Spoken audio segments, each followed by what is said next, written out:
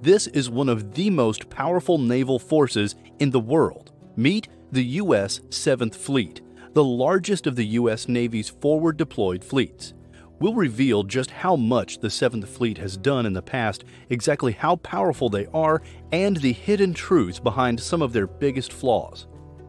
The 7th Fleet consists of about 60 to 70 ships, 140 aircraft, and over 27,000 Navy personnel and Marines at any given time.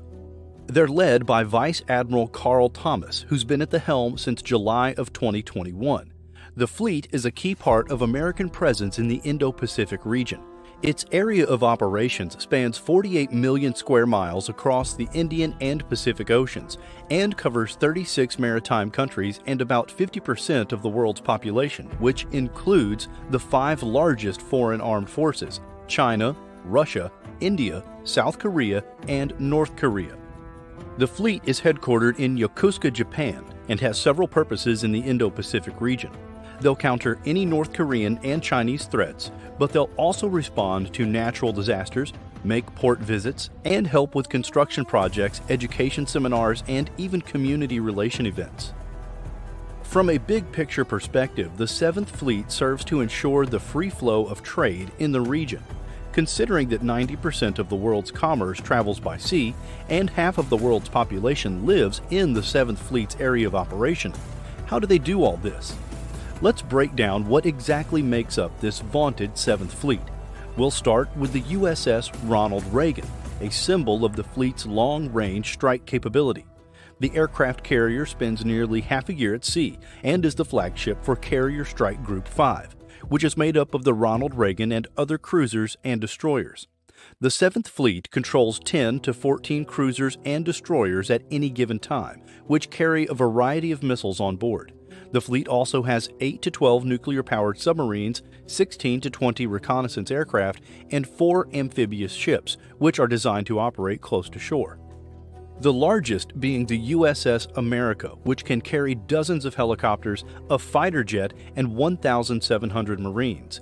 These amphibious ships come in especially handy for disaster relief efforts. The 7th Fleet also has forward-deployed SEAL teams and special boat units in Guam, as well as about 50 combat logistics ships from Singapore, whose crews are part civilian and part Navy.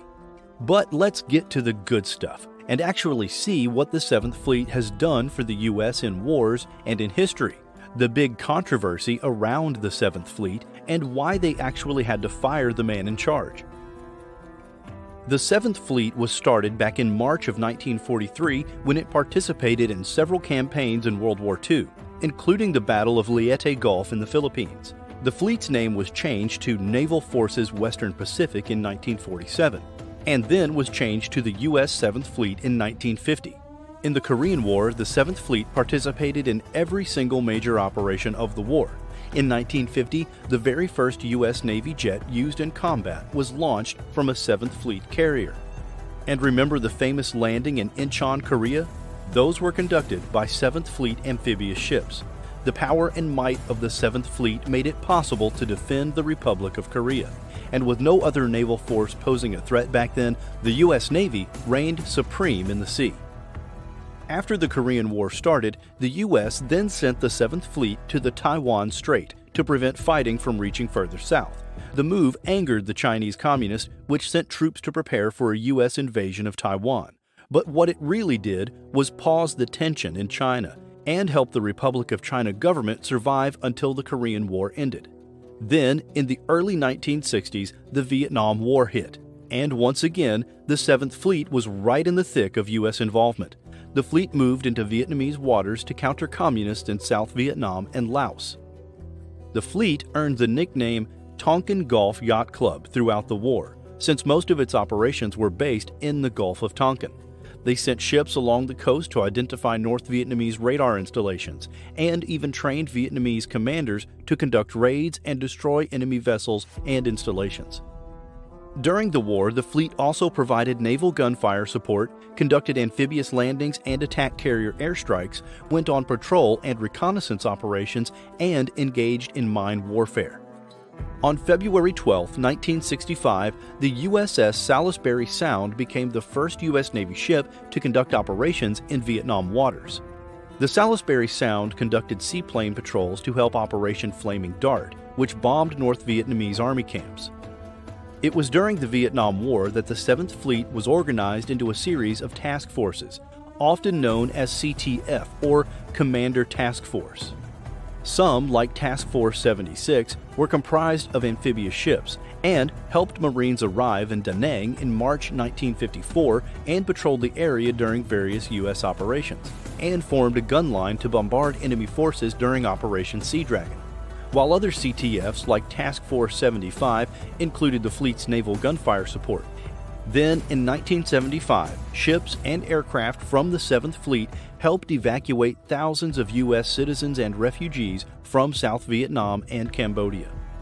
Not all of its operations are war-related, though, because the fleet also helped maintain security during the Asian Games of 1986 and the Seoul Olympics in 1988. But in 1990, Iraq invaded Kuwait, and the U.S., under President George Bush, once again called upon the 7th Fleet. The fleet commander left Yokosuka, Japan immediately for the Arabian Gulf.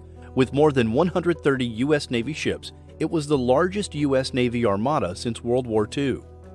Together with at least 50 Allied ships, it was a decisive victory in the Gulf for the American-led forces, and the 7th Fleet returned to Japan.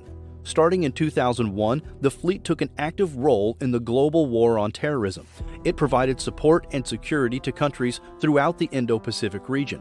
But when natural disasters struck, the 7th Fleet was needed for different purposes. On December 26, 2004, after the massive 9.1 magnitude earthquake off the coast of Indonesia, the 7th Fleet was called on to provide humanitarian assistance and disaster relief to many countries in the area. On March 11, 2001, after a devastating earthquake hit Japan, the fleet sent 22 ships, 132 aircraft, and over 15,000 personnel to support the Japan Self-Defense Force. Over 260 tons of relief supplies were sent to groups of isolated people ashore. They provided supplies to Japanese ships and aircraft, searched over 2,000 square miles of ocean to find remains of victims, and conducted over 160 aerial reconnaissance flights to search for survivors. In total, it was the largest recovery effort in 7th Fleet history. But it hasn't always been smooth sailing for the revered naval force. In fact, they've had multiple crises that led to the firing of the 7th Fleet commander. On August 23, 2017, Vice Admiral Joseph Alcoin was relieved of his duties. The move came just days after the USS John S. McCain collided with a heavy oil tanker near Singapore, killing 10 crew members in the process. Earlier that year, in June 2017, the USS Fitzgerald was hit by a large Philippine container ship, ripping the Fitzgerald open and killing 7 sailors on board. In May, the USS Lake Champlain, a guided missile cruiser, collided with a South Korean fishing vessel. In January, the USS Antietam ran aground in Tokyo Bay.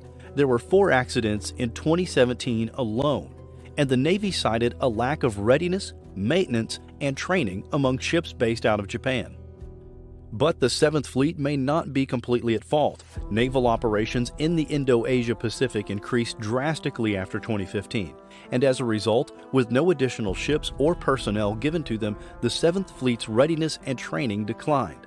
Regardless of who was to blame, Joseph Alcoin was relieved of his duties in charge of the 7th Fleet due to a loss of confidence in his ability to command, the Navy said in a formal statement. Vice Admiral Philip Sawyer replaced him, and as of 2023, Vice Admiral Carl Thomas is in command of the fleet. Despite its flaws and mishaps, the 7th Fleet remains a powerful U.S. force in the Pacific.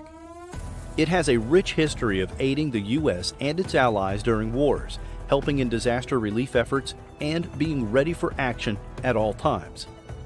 And just know that as we civilians go about our everyday lives, the most powerful fleet in the U.S. Navy is out there, right now, waiting, watching, and ready. If you enjoyed this video, don't forget to hit that like button, subscribe, and ring the notification bell. Until next time.